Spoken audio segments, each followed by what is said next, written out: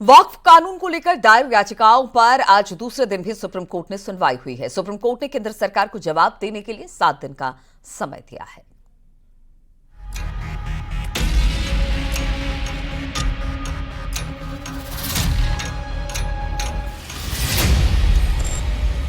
कि ये कानून कहीं ना कहीं संविधान के खिलाफ बना है। ये संविधान की जीत है, ये किसी पक्ष की जीत नहीं है। Some of the politicians, some of the people in the society who have not got the mandate of the people, from the back door, they think that they will misuse the court.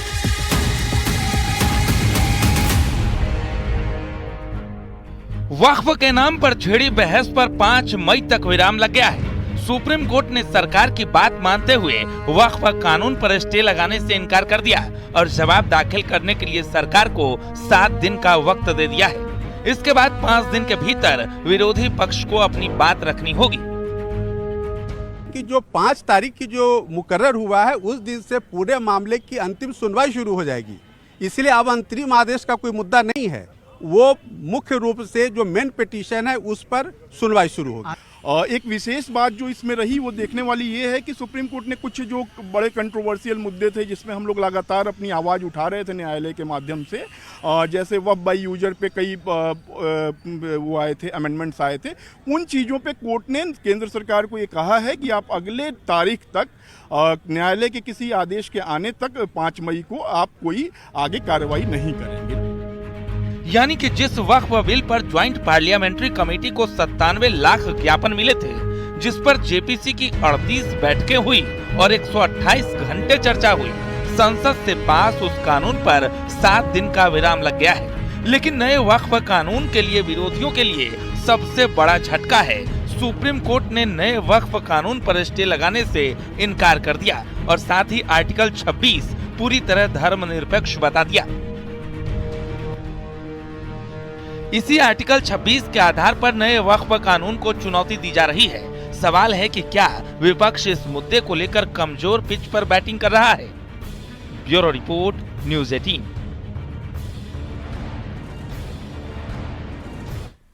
उधर वक्फ कानून को लेकर कांग्रेस ने BJP पर निशाना साधा। कांग्रेस ने कहा कि वो सिर्फ अपना हित चाहते हैं, इसके पीछे राजनीतिक मोटिव है। लेकर भारतीय जनता पार्टी जन जागरण अभियान चलाने जा रही है और कह रही है कि विपक्ष का जो झूठ का है उसका पर्दाफाश करेंगे। देखिए, वो किसी का हित नहीं चाहते, वो अपना हित चाहते हैं। राजनीतिक मोटिव है, मैं इसे संवैधानिक मुद्दा अंतिम साध्वी प्राची ने वक्फ संशोधन कानून को लेकर कहा कि इस बिल से औरंगजेब की औलादों और संपत्तियां कब्जाने वालों को दिक्कत हो रही है। सरकार किसी भी कीमत पर कानून से कदम पीछे नहीं हटाएगी। कानून से दिक्कत उन लोगों को हो रही है जो बड़े बड़े भूमाफिया है और जो औरंगजेब की औलाद है ना, उनको सबसे ज्यादा दिक्कत हो रही है। पीछे हटेगी सरकार? नहीं, पीछे नहीं हटेगी। सरकार गरीबों को न्याय देने के लिए तैयार कर रही है, सारे बिल महिलाओं को सम्मान देने के लिए तैयार कर रही है, तो सरकार के पीछे हटने का मतलब नहीं। पश्चिम बंगाल जला रहे हैं, क्यों ऐसा कर रहे हैं? और ये बताएं, दिक्कत मतलब भूमाफियों की क्यों हवा खराब हो रही है? पश्चिमी बंगाल को जो जला रहे हैं, एक सोची समझी साजिश ममता की है। ये ममता जलवा रही है। हिंदुओं के घरों को जो कश्मीर के हालात पैदा हुए थे ना, वो ऐसे ही मैं कहूंगी कि अपनी शील की रक्षा के लिए महिलाओं को हथियार उठा लेने चाहिए। वक्फ संशोधन कानून को लेकर अयोध्या का सनसमाज सरकार के समर्थन में आ गया है कि जो भी संपत्ति है उसका सीधा मतलब है कि आप अच्छे कामों में लगाइए, जिससे लोगों का भला हो, एक समुदाय का भला हो, मुस्लिम समुदाय का भला हो, उनकी रक्षा हो, उनके हितों के लिए था वो बोर्ड जब बना था। लेकिन इसके विपरीत कुछ अताताई लोग उसको हड़प करके बैठे थे, तो आज उन्हीं लोगों को कष्ट हो रहा है। बाकी मुसलमान सब प्रसन्न हैं। सुप्रीम कोर्ट ने कुछ तथ्यों को निकालने की बात की है, लेकिन ये विचारणीय है और इस तरह की बात नहीं रखनी चाहिए। मैं तो मानता हूं कि जो भारत सरकार ने जो बिल को रखा और पेश किया है वो बिल सराहनीय है और ऐसे ही बिल को कोर्ट को भी स्वीकार करके और उसे सदन से न्यायालय से पारित कर दे। पूरा भारत संविधान से चलता है और वक्फ बोर्ड का कोई संविधान नहीं है। इनकी अदालत होगी, वही मुकदमा चलेगा और वही फैसला देगी। फिर भारत का क्या मतलब है?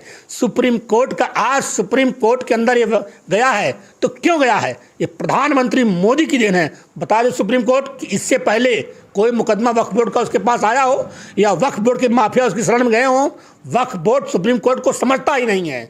ये तो उसकी मजबूरी है। और उत्तर प्रदेश में वक्फ संपत्ति पर बड़ा खुलासा हुआ है। 750 से ज्यादा प्रॉपर्टी का गलत इस्तेमाल हो रहा था। रामपुर में सबसे ज्यादा 204 प्रॉपर्टी का गलत इस्तेमाल हो रहा था। वक्फ प्रॉपर्टी पर किए जा रहे व्यवसायिक काम यहां पर किए जा रहे थे। तो आप देखिए किस तरह से उत्तर प्रदेश में जो वक्फ की संपत्ति है, अब जांच शुरू हुई है वक्फ की संपत्तियों की, तो कहा यह जा रहा है कि बहुत सारी ऐसी संपत्ति है जो गैर कानूनी तरीके से एक्वायर कर ली गई है। अब ऐसे में खुलासा हुआ है कि 750 से ज्यादा प्रॉपर्टी गलत इस्तेमाल के लिए गलत तरीके से इस्तेमाल की जा रही है। खासतौर पर रामपुर में सबसे ज्यादा 204 प्रॉपर्टी है जिसका गलत इस्तेमाल हो रहा है। वक्फ प्रॉपर्टी पर इस वक्त व्यवसायिक काम किए जा रहे हैं, उससे किसी तरह से वक्फ बोर्ड को किसी तरह का फायदा नहीं मिल रहा है। मुख्यमंत्री योगी आदित्यनाथ ने जिलाधिकारी को आंधी बारिश और ओलावृष्टि को लेकर निर्देश दिए हैं। सीएम योगी ने जिलाधिकारी को प्रभावित इलाके के निरीक्षण और सर्वे करने को कहा। साथ ही जिलाधिकारियों को राहत कार्यों पर नजर रखने के निर्देश दिए। इसके अलावा आंधी बारिश और ओलावृष्टि से हुई जनहानि और पशुहानि के लिए प्रभावितों को फौरन राहत राशि देने और घायलों को बेहतर इलाज कराने के निर्देश दिए। फसलों के नुकसान का आकलन कर शासन को आख्या भेजने का निर्देश भी दिया है। गेहूं की खरीद, सरकारी खरीद को लेकर मंडियों और सभी खरीद केंद्रों पर गेहूं के सुरक्षित स्टोर के निर्देश दिए गए हैं।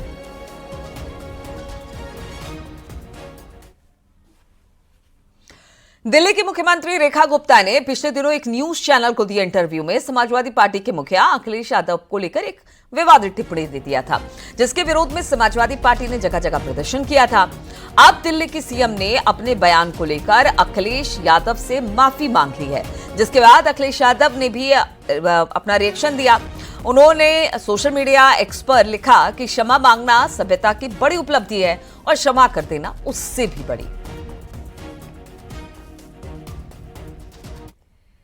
और संभल सीओ अनुज चौधरी को पुलिस मुख्यालय से बिल्कुल क्लीन चिट मिल गई है। एसपी लॉ एंड ऑर्डर ने शिकायत की जांच की और अमिताभ ठाकुर ने पोर्टल पर अनुज चौधरी की शिकायत की थी पोर्टल पर, जिसके बाद संभल के सीओ अनुज चौधरी पर पद पर रहते हुए धर्म विशेष पर बयान देने का आरोप लगा।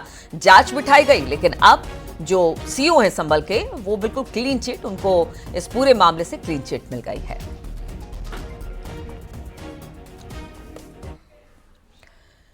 – 2027 के लिए समाजवादी पार्टी ने अभी से तैयारी शुरू कर दी और इसके लिए पार्टी बीजेपी की राह पर चलती दिखाई दे रही है। हर जिले में अभियान का प्लान तैयार है। बताया जा रहा है कि इस प्लान के सहारे समाजवादी पार्टी लोकसभा चुनाव के नतीजों को आगामी विधानसभा चुनाव में भी दोहराना चाहेगी। देखिए इस पर एक रिपोर्ट।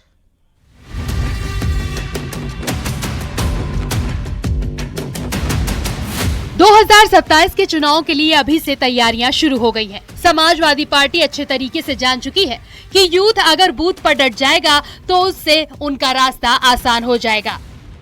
बीजेपी के काम करने के तरीके को अगर देखें तो साफ तौर से पता चलता है कि उनके यहाँ भी पन्ना प्रमुख की व्यवस्था है। निश्चित तौर पर बूथ सबसे महत्वपूर्ण यूनिट है और 5 ही क्यों, वहाँ तरह तरह से जैसी आवश्यकता पड़ेगी और ज्यादा से ज्यादा संख्या में जो कार्यकर्ता उतारने पड़ेंगे, वो निश्चित तौर पर समाजवादी पार्टी इंतजाम करने का काम करेगी। इस पहल के जरिए एसपी लोकसभा चुनाव में मिली सफलता को विधानसभा चुनाव में भी दोहराने की रणनीति पर काम कर रही है। जानकार भी मानते हैं कि बूथ को जीते बिना कोई चुनाव नहीं जीता जा सकता। कोई भी राजनीतिक दल होता है, चुनाव बूथ के बूते ही जीतता है।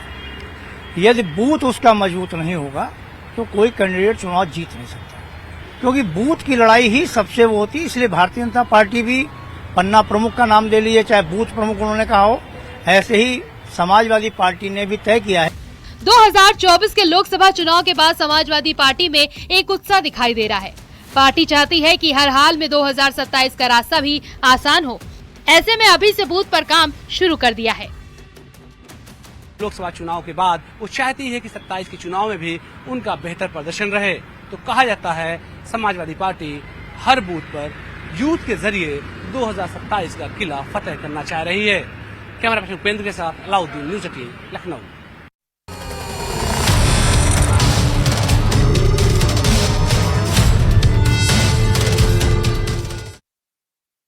लोकबंधु अस्पताल अग्निकांड की शुरुआती जांच रिपोर्ट अब सामने आ गई है। विद्युत सुरक्षा उप निदेशक ने शुरुआती जांच रिपोर्ट सौंपी, जिसमें आग लगने के कारण जलती हुई बीड़ी बताया गया कि बीड़ी या सिगरेट की वजह से किसी कारण से आग लगी है। शॉर्ट सर्किट से आग लगने के कारण को नहीं बताया गया, यानी कि पहले कहा जा रहा था कि हो सकता है कहीं पर शॉर्ट सर्किट हो जिसकी वजह से अस्पताल में आग लगी, लेकिन अब शुरुआती जांच में जो रिपोर्ट सामने आई है उसमें कहा गया है बीड़ी या सिगरेट से ये आग लगी, ना कि शॉर्ट सर्किट से।